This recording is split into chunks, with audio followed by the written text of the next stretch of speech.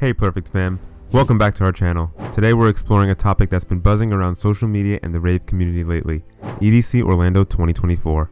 This year's events have stirred up quite the controversy and conversation, some positive and some negative. From the lineup to the crowds to the overall vibe of the festival, there's been a lot of mixed reviews. We'll be breaking it down, discussing the highs, the lows, and everything in between. Of course, we'll wrap it up by looking ahead at what we hope to see in the future at EDC Orlando. So without further ado, let's jump into it. Electric Daisy Carnival, or EDC, is one of the largest and most iconic electronic dance music festivals in the world. It all started back in 1991 when founder Stephen Hopfor threw an underground party with around 3,000 people.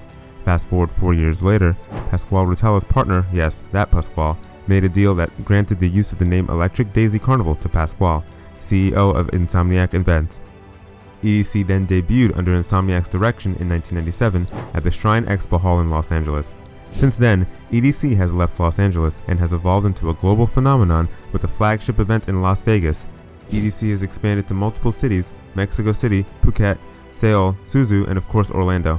Held annually at Tinker Field, Orlando's version of EDC has grown into a staple in the US festival scene, known for its huge stages, top-notch production, and performances from some of the biggest names in electronic music.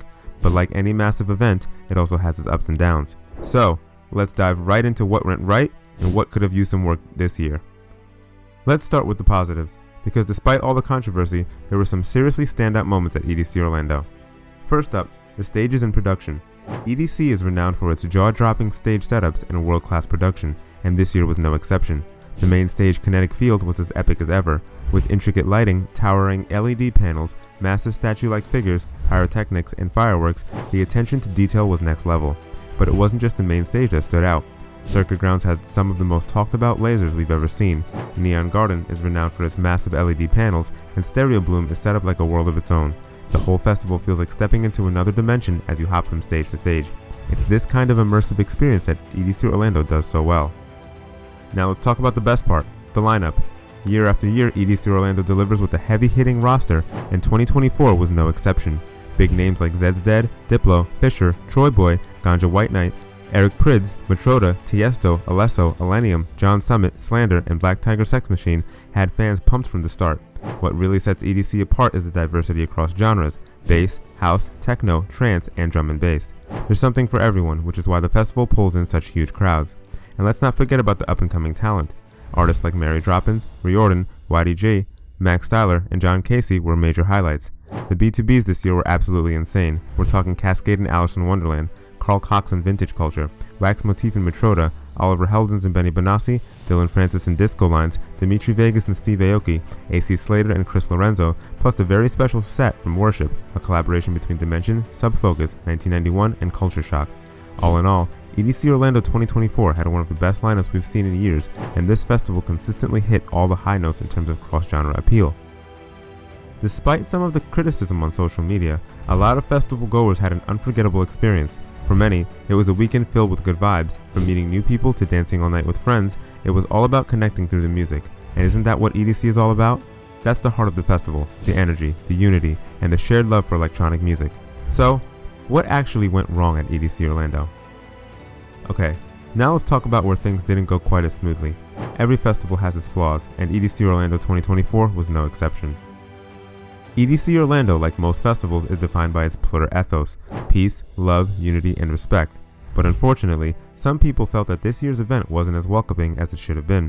There were some reports of more aggressive behavior than usual, especially around crowd management. Some festival goers mentioned constantly being shoved and pushed around unnecessarily, and others mentioned unfortunate run-ins with rude security staff or other festival goers. It's disappointing to hear, especially when the Plur ethos is such an integral part of the experience. But remember, every festival is what you make of it, and we all play a role in keeping that positive energy alive. I know, I raved about the lineup earlier, but even the best lineups have their critics. Some fans were frustrated that genres like drum and bass and dubstep weren't as represented as they hoped. With drum and bass growing so much in the US, check out our last episode on the rise of drum and bass, by the way. Fans were hoping for more of it at the festival, but of course, EDC can't please everyone. Lineups are tough, and no matter how hard they try, there's always going to be someone who feels left out. One of the ongoing complaints about EDC Orlando is the venue, Tinker Field. It's been the location for years, but it hasn't won many fans over. The venue often gets a bad rap for its accessibility and layout. It can be tough to navigate, especially when you're trying to make it from one stage to another in a hurry. Getting in and out of the venue isn't always the smoothest either, and the overall space just doesn't seem to be growing with the increasing popularity of the event.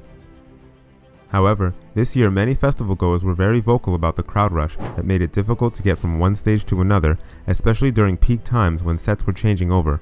EDC Orlando can often be challenging because of the hot Florida sun, often leaving people drained, exhausted, and dehydrated. Add to that extreme crowds that are all rushing in from stage to stage. In fact, many festival goers described feeling crushed while leaving the stages, particularly on Sunday when people were trying to make their way out of the venue. With some areas becoming so densely packed, it led to incidents of fans being physically squeezed and struggling to move safely. This led many to question whether Tinker Field with its limited space can continue to accommodate such a large crowd as EDC Orlando grows in popularity. Festival goers that have been to multiple EDC Orlandos also noted that they felt this year's festival was perhaps oversold and felt way more cramped than years past, especially on Saturday and Sunday. The food and water stations were also often extremely long, also during peak times. Long lines are usually the name of the game in the music festival world, but many expressed that the lines at EDC Orlando were longer than they were used to. Attendees took to social media after the event to voice their frustrations about the festival being oversold and overcrowded, especially on the final day. Some fans revealed that the crowd was so packed at certain stages and exit points that they felt it was becoming dangerous. With more than 300,000 people reportedly attending over the 3-day festival, the sheer number of bodies at certain points was overwhelming. This wasn't the first time we've seen overselling concerns either.